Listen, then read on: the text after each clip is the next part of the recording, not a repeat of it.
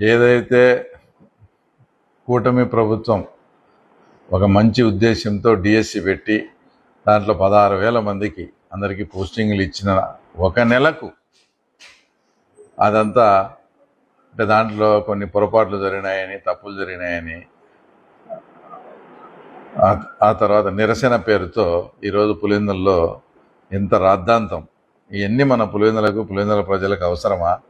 ప్రశాంతంగా ఉండే పులివెందులను ఏదో రకంగా డిస్టర్బ్ చేసి ఇక్కడ ఏదో ఒకటి అల్లర్లు క్రియేట్ చేయాలని ఆ గేట్లు మూస్తే దాన్ని తోసుకొని పోయి అదంతా చేసి ఏమరంతా పోలీసులు కానీ వాళ్ళు సమయం పాటించకపోతే అదొక పెద్ద ఇష్యూ అయ్యి శాంతి భద్రతలకు ఆ పరిస్థితి వచ్చేది. ఇవన్నీ ప్రశాంతంగా ఉండే మన పులివెందులకు అవసరమా? పర్మిషను మీకు ఇవ్వడం లేదు. ఎక్కడైతే మీరు చెప్పినారో అక్కడ ఉండండి. అక్కడ నుంచి ఒక 100 నుంచి 150 మంది ఇంపార్టెంట్ లీడర్స్ ఆర్డీఓ ఆఫీస్ దగ్గరికి మీరు కావాలంటే వెళ్ళొచ్చు. అక్కడి నుంచి లోపలికి ఎంపీ గారితో పాటు 10 మంది ఇంపార్టెంట్ వాళ్ళపై మీ రిప్రజెంటేషన్స్ అవి ఇమ్మని వాళ్ళకి పర్మిషన్ ఉండేది. ఎందుకు ఇంత క్లారిటీగా నాకు తెలుసు అంటే నేను పర్మిషన్కి అప్లై చేశా.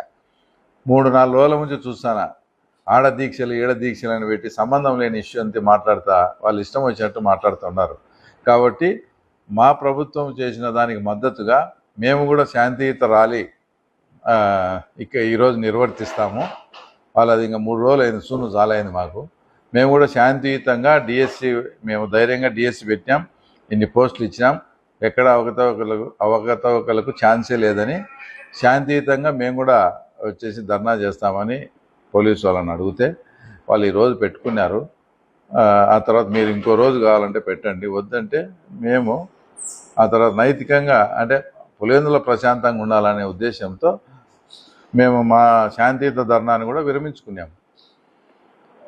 అలాంటిది మీరు పోయి లేని పర్మిషన్ పెట్టుకొని పోలీసు వాళ్ళతో పెట్టుకొని ఇదంతా చేయడము. తర్వాత ఒక ఎత్తు అయితే చేశారు. ఈరోజు ఎంపీని కానీ తర్వాత జగన్మోహన్ రెడ్డిని కానీ ఒక్కరోజైనా మా ప్రభుత్వం ఏమైనా హౌస్ అరెస్ట్ చేసిందా? ఎవరి ప్రతిపక్షంలోనే అధికార పక్షంలోనే ఎవరి నిరసన వాళ్ళు తెలుపుకునే రైట్ మీకుంది. కాబట్టి ఎక్కడ కానీ మిమ్మల్ని హౌస్ అరెస్టులు కానీ చేయకుండా లిమిటెడ్ పర్మిషన్ ఈ రకంగా పోడనిస్తే దాన్ని ఉల్లంఘించి మీ ఇష్టం వచ్చినట్లు మీరు ప్రశాంతంగా ఉండే వచ్చి పులివెందులలో భగ్నం వాటిస్తూ వాళ్ళను ఇంకా దారుణమైన విషయం ఏంటంటే ఎంపీ గారికి ఆ మాత్రం అవగాహన లేదా? స్టూడెంట్స్నా ఇన్వాల్వ్ చేసేది. ఆ తర్వాత నలంద స్కూల్లో విద్యార్థులను, తర్వాత తపస్య స్కూల్ విద్యార్థులను, తర్వాత శ్రీ చైతన్య స్కూల్ విద్యార్థులను రమ్మని తర్వాత వాళ్ళను ఆ తర్వాత ధర్నాలో పాల్గొనేట్టుగా చేసినారు. వాళ్ళ వయసు ఎంత? వాళ్ళు ఇంకా మేజర్ కూడా మైనర్స్ వాళ్ళంతా. వాళ్ళను కూడా ఇప్పటి నుంచే కొందరికైతే పాపం పిల్లలకు తెలియక అమాయకంగా కండవాళ్ళు కూడా వేసినారు. ఇంత నీచంగా ఇంత ఘోరంగా పిల్లలను విద్యార్థుల జీవితాలను కూడా ఈరోజు రాజకీయాల వైపు ఆ తర్వాత మళ్ళించి వాళ్ళ జీవితాలను ఏం చేయాలనుకున్నారు?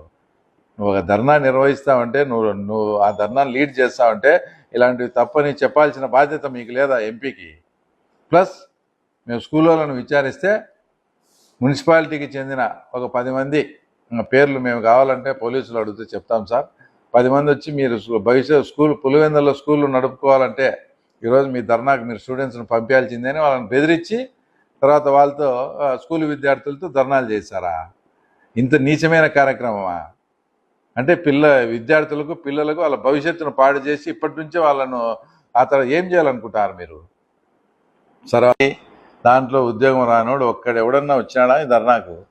అంతా మీ కార్యకర్తలు వాళ్ళు వచ్చినారు. ఒక ఎస్ఐ గారు కూడా ఒకరిని అడిగితే ఏమయ్యా ధర్నా? ఏముంది సార్, ఎంపీ ఆఫీస్ నుంచి ధర్నాకు ఫోన్ చేసినారు, వచ్చాము, మాదేముంది సార్ అని మాట్లాడుతున్నారు. అంటే వాళ్ళు దేనికి వచ్చారో ఏంటని కూడా తెలియకుండా వచ్చిన వాళ్ళంతా ఉన్నారు. డిఎస్సి ఎగ్జామ్ రాసి నిజంగా రానోడు ఎవడన్నా ఈ ధర్నాలో పార్టిసిపేట్ చేశాడా? ఇంత ఘోరంగా విద్యార్థుల జీవితాలతో కూడా ఆడుకోవడం ఇది కరెక్ట్ కాదు. ఇంకోటి ఎంతసేపు ఉన్నా దాంట్లో ఇది డిఎస్సి అనేది ఆన్లైన్లో జరిగిన ఎగ్జామ్. ఆన్లైన్లో ఎగ్జామ్ జరిగిందంటే ఇంకా పేపర్ అవుట్ అనే దానికి ఛాన్సే లేదు. ఆన్లైన్లో పేపర్ వస్తుంది ఆ రోజు. అది ఎక్కడ కూడా పేపరు తర్వాత లీక్ అని కానీ ఇంకోటి కానీ ఎక్కడ లేదు. ఆన్లైన్లో ఆ తర్వాత వచ్చినది, ఆన్లైన్లో వచ్చింది, పోస్టింగ్లు పన్నాయి, అంతా అయిపోయింది. ఈ జీవోల ప్రకారం ఏదో స్పోర్ట్స్ కోట అంట ఇదంతా ఇది ఇట్లా చేసినారు అని జనరల్గా హైకోర్టుకు వాటికి పోతారు. అలా మీరు కోర్టును కూడా సంప్రదించారు. కోర్టు కూడా దీంట్లో ఎలాంటి అవకతవక లేదు, డిఎస్సి సజావుగా జరిగిందని హైకోర్టే ఆ తర్వాత క్లీన్ చిట్ ఇచ్చింది. క్లీన్ చిట్ ఇచ్చినాక కూడా మీరు ఏ ప్రయోజనం కోసము ఆ తర్వాత కర్నూలులో ఎవరైతే డిఎస్సిలో పాస్ అయిన వాళ్ళు వాళ్లకు మద్దతుగా ప్రభుత్వ టీచర్లు అందరూ కలిసి వచ్చేసి ఆ తర్వాత భారీగా అక్కడ ధర్నా చేసినారు కదా కర్నూలులో. మా జీవితాలతో ఎందుకు ఆడుకుంటారు, మీ రాజకీయాలకు మమ్మల్ని ఉద్యోగాలు సంపాదించే మమ్మల్ని బలిపోసం చేయొద్దండి అని. ఎక్కడ అది కూడా కొండారెడ్డి బుడిజెక్కి ఒకవేళ ఎవరన్నా మీరు కూడా కొందరు వీళ్ళని కూడా ఇట్లా పంపించింటారు అనుకోవచ్చు. మేము పంపించే కర్నూలు వరకు పంపించాం, కొండారెడ్డి బుడిజి అయితే ఎక్కిలేం కదా. కొండారెడ్డి బుడిజి ఎక్కి మా జీవితాలతో దయచేసి మీరు ఆటలాడుకోవద్దండి, మేము సొంతంగా రాసి చదువుకొని కష్టపడి రాసిన దాని మీద రాద్ధాంతం చేయకండి, మేము స్వయంగా మేము సంపాదించుకునే ఉద్యోగాలు ఇవి, దీంట్లో ఎవరి ప్రమేయం కానీ ఎలాంటి అక్రమాలు కానీ జరగలేదని వాళ్ళు అంతగా చాటి చెప్పిన సందర్భం కూడా పరిపాలించినారు కదా. 5 సంవత్సరాలలో ఈరోజు డిఎస్సిలో జరిగిన అక్రమాలని డిఎస్సి గురించి మీరు మాట్లాడుతున్నారు. 5 సంవత్సరాల్లో జగన్మోహన్ రెడ్డి పరిపాలన టైంలో ఒక్క డిఎస్సి కూడా మీరు ఎందుకు నిర్వహించలేకపోయినారు? అంటే టీచర్ పోస్టులు వేకెంటీ లేవనే, ఆ తర్వాత లేక మీ వాళ్ళకి ఇచ్చుకోవాలని ఏదో చేసుకొని అట్లా డిలే అయిందే ఎందుకు మీరు డిఎస్సి ఈరోజు 16,000 మంది ఉద్యోగులు ఖాళీ అయ్యి మేము ఫుల్ఫిల్ చేశాం. తర్వాత మళ్ళీ ఈ సంవత్సరం కూడా మళ్ళీ పెడతా అంటున్నాం. ఇన్ని ఖాళీలు ఇన్ని వేకెన్సీలు ఉండి అంత పరిపాలన అంతా మీ చేతిలో ఉన్నప్పుడు ఈరోజు మీరు డిఎస్సి గురించి మాట్లాడే మీకు ఏం అర్హత ఉంది?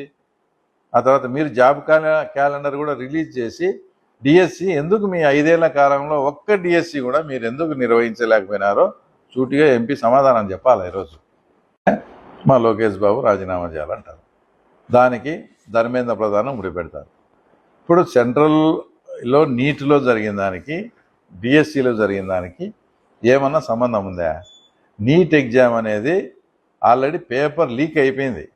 పేపర్ లీక్ అయిందని తెలిసి ఆ ఎగ్జామ్ను ఎవరైతే కండక్ట్ చేసినారో ఆ ఎగ్జామ్ను క్యాన్సిల్ చేయడం కూడా జరిగింది. అంటే ఏమని, అక్కడ తప్పు జరిగింది, అది ఏ రకంగా అయినా కానీ తప్పు జరిగింది. అక్కడ తప్పు జరిగింది కాబట్టి అప్పుడు ఏదైతే ఎగ్జామ్ రాసిన వాళ్ళు 20 మంది ఆత్మహత్య చేసుకున్నారు ఆ ఎగ్జామ్ క్యాన్సిల్ చేస్తానే. అంతటి సీరియస్ ఇష్యూ అయిపోయి దాన్ని ఏదైతే కాక్రోచ్ పార్టీ కావచ్చు, జంజీ ఉద్యమము ఇట్లా మీలాగా ఇట్లా ఎవడంటే వాళ్ళు కాకుండా నిజంగా బాధితులు చేసినారు కాబట్టి ఆ ఉద్యమం సక్సెస్ అయ్యి దాంట్లో ధర్మేంద్ర ప్రధాన్ రాజీనామా చేయాల్సిన పరిస్థితి వచ్చింది. ఇక్కడ ఏం జరిగింది? అక్కడ పేపర్ లీక్ అయింది, ఎగ్జామ్ కూడా మళ్ళీ కండక్ట్ చేశారు. ఇక్కడ ఏం జరిగింది? ఇక్కడ పేపర్ ఆన్లైన్లో వచ్చింది, ఉద్యోగాలు అయినాయి, అంతా ఎవరు ఉద్యోగాలు వాళ్ళు చేసుకుంటారు. దానికి దీనికి ముడిపెట్టడం ఏందో నాకైతే అర్థం కాలే. ఏందో ఆడ జరిగిందని ఈడ ట్రై చేసి ఏం చేయపుణ్య మా లోకేష్ బాబు మీద ఏందో ఇది చేసి ఏదో ఆయనకు చెడ్డ పేరు తేవాలని చూస్తున్నారు తప్ప దీంట్లో నిజంగా వాళ్ళను ఒకసారి ఆత్మపరిశీలన చేసుకోండి. మీ ఎంటముడు వచ్చింది ఎవరు, మీరు మాట్లాడేది ఏంది? దానికి లోకేష్ బాబు ఏమైనా అవకతవకలు జరిగింటే కదా చేసేదానికి. కోర్టే నిర్ధారించినప్పుడు ఇంకా లోకేష్ బాబు రాజీనామా అనే ప్రస్తావన తర్వాత ఎందుకు వస్తుంది?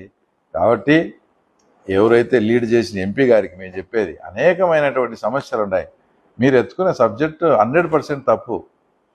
ఇంకో సబ్జెక్టు మీద ఇప్పుడు ప్రతిపక్షం అన్నాక ఏదన్నా తప్పులు ఎత్తి చూపండి, దాన్ని స్వాగతించి ప్రజలకు మేలు కలిగేట్టుగా చేయాలా. ఇప్పుడు ఎగ్జాంపుల్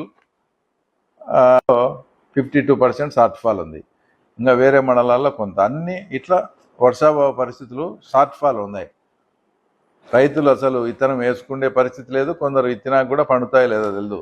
అలాంటప్పుడు అందరూ కూడా ఇన్సూరెన్స్కు కట్టుకున్నారు, ఏది వర్షాభావం పడలేదని. ఇన్సూరెన్స్ సాధించేదానికి, రైతులకు ఇన్సూరెన్స్ వచ్చేదానికి నువ్వు నేను ఇద్దరం కలిసి ఫైట్ చేద్దాం, ఎక్కడ కావాలంటే అక్కడ ధర్నా చేసి రైతులకు ఇన్సూరెన్స్ ఇప్పిస్తాం. అలాంటి ఏదన్నా ప్రజలకు ఉపయోగపడే దాంట్లో ఏదన్నా అలాంటి టేకప్ చేయాలి. కానీ ఇంకా ఇప్పటికి 3-4 లిఫ్ట్లు, అన్ని కెనాల్ అన్నీ వస్తానే 2-3 లిఫ్ట్లు కన్నా పెడితే, తర్వాత అంటే ఎగ్జాంపుల్ వేముల కొత్తపల్లి దగ్గర ఒక లిఫ్ట్ పెడితే ఒక 200-300 ఎకరాలకు, మా సింహాద్రిపురం మండలంలో ఇట్లాంటి 3-4 ఇంపార్టెంట్ లిఫ్ట్స్ ఉన్నాయి. నీ ఎంపీ లాడ్స్లో కొంత పెట్టు, మేము గవర్నమెంట్ నుంచి కొంత తెస్తాం, రైతులకు ఉపయోగపడతాయి. అలాంటి కార్యక్రమాలు ఏమన్నా చేపట్టు. కానీ ఆ తర్వాత ఇలాంటివన్నీ చేసి మొన్న పోయి గడ్కరీ దగ్గర ముద్దనూరు నుంచి కడపకు 4 లైన్ కావాలని అడుగుతాడు. నువ్వు పుట్టి పెరిగిన పులివెందులో నువ్వు పొద్దున్న లేచి హైదరాబాద్కు ఈ రోడ్లో పోతావు, రాయలాపురం నుంచి తిమ్మాపురం క్రాస్కు 4 లైన్ అడగాలనా లేదా? అంటే నీకు పులివెందుల పట్ల కానీ పులివెందుల మీద కానీ లేదు. ఇక్కడ ఉండే ప్రజలను మీరు ఒక ఓటింగ్ యంత్రాలుగా చూస్తున్నారు. అంతకు తప్పితే ఎటు మాకేస్తున్నారు కదా, వీళ్ళకి చేసినా ఒకటే చేయకున్నాడు. లేదంటే గడ్కరీ దగ్గరికి పోయి ఆడ అయిపోయిన రోడ్డును శాంక్షన్ అవుతుంది. ఇంకా అది తెలుసుకొని ఏదో నేను అడిగితే ఇచ్చినట్టు ఒక రిప్రజెంటేషన్ ఇచ్చి నేనే సాధించినట్టు. నువ్వు పొద్దున్న రాయలాపురం నుంచి తిమ్మాపురం క్రాస్ కడుగు 4 లైన్, అప్పుడు పులివెందుల నుంచి హైదరాబాద్కి అంతా 4 లైన్ అవుతుంది కదా. ఆ గడ్కరీ గారిని అది అడిగి నువ్వు శాంక్షన్ చెప్పి అంతా నీ పేరు చెప్పుకుంటారు కదా. ఇలాంటి మంచి కార్యక్రమాలు ఏదన్నా కానీ చేసి ప్రజల మెప్పు ఎక్కడన్నా కానీ ఎగ్జామ్ అయిపోయిన తర్వాత కానీ వారానికి కానీ 10 రోజులకు కానీ ఎప్పుడన్నా రిజల్ట్ వచ్చి జాబ్స్ అన్నీ ఇచ్చి వాళ్ళను ఆర్డర్స్ ఇచ్చిన తర్వాత స్టార్ట్ అయిన ఉద్యమం కాదా ఇది? మీరే చెప్పండి. పేపర్ లీకు వాడు డౌన్లోడ్ చేసినాడైతే ఎవడోడు 4 రోజులకు 5 రోజులకు తెల్లా. ఇప్పుడు మీకు ఇంకో ఎగ్జాంపుల్ కూడా చెప్తా. 2005లో రాజశేఖర రెడ్డి గారు సీఎం ఉన్నప్పుడు ఇట్లే మొత్తం డబ్బులు 3 లక్షలు 4 లక్షలు తీసుకొని వాళ్ళకి ఏం మేనేజ్ చేసుకున్నారు. వాళ్ళందరికీ ఉద్యోగాలు వచ్చినాయి. అందరికీ ఉద్యోగాలు వచ్చినాక వాళ్ళు డబ్బులు ఇచ్చుకున్నాం చేసుకున్నాం. ఎటు దాంట్లో సెలెక్ట్ అయినట్టు వచ్చింది. వచ్చినాక మా ఏం వీకుతారులే అనుకున్నారు. ఏమో కుదరగా మేము పని డబ్బులు ఇచ్చుకున్నాము, మాకు ఉద్యోగాలు వచ్చాయని చెప్పినారు. అప్పుడు తొండూరు మండల కన్వీనర్ ఇప్పుడు మన శివమోహన్ రెడ్డి అన్న రాజశేఖర రెడ్డికి చాలా దగ్గరగా ఉన్నాడు. హెలిప్యాడ్ దిగుతానే రాజశేఖర రెడ్డికి పోయి విషయం చెప్పినాడు. ఇట్లా నీ దృష్టికి వచ్చిందో లేదో, ఇట్లా డబ్బులు జరిగినాయి, ఇటు జరిగినాయి అట్లా. అది నిజం అయితే ఎంక్వైరీ చేస్తాను. ఎంక్వైరీ చేస్తే తేలింది. అంటే ఇది ఇట్లా మొత్తం డబ్బులు తీసుకొని ఇదంతా చేశాను. ఇంకా ఎంక్వైరీలో అప్పుడు సస్పెండ్ చేసి ఓన్లీ అప్పుడు ఏ జిల్లా ఆ జిల్లాకు సపరేట్గా ఎగ్జామ్ పెడతాన్నారు. కడప జిల్లాలో ఎన్ని పోస్టు ఖాళీ ఉన్నాయని కడప వాళ్ళకు, కర్నూలు అట్లా కడప జిల్లా వ్యాప్తంగా డిఎస్సిని అప్పుడు ఆయన రద్దు చేశాడు. మీకు గుర్తుందో లేదో. గుర్తు చేసి ఎంక్వైరీ స్టార్ట్ చేస్తే పోతా లాస్ట్ కడపలో ఉండే వాళ్ళ బంధువుల దగ్గరికి ఆగింది. ఇంకెందుకని ఆయన అంత దూరం వదిలేని సస్పెండ్ చేసి దాన్ని వదిలేశాడు. ఇట్లా తప్పు జరిగిందంటే ఎక్కడో చోట బయటపడతారు.